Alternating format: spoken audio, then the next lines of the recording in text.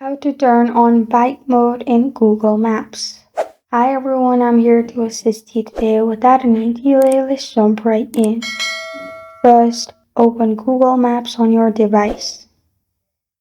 In here, at the top, click on the search bar.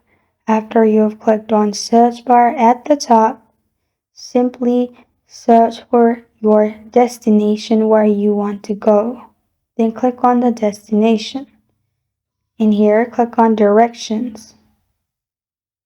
Now at the top, click on choose start location and then type in the location you want to start from.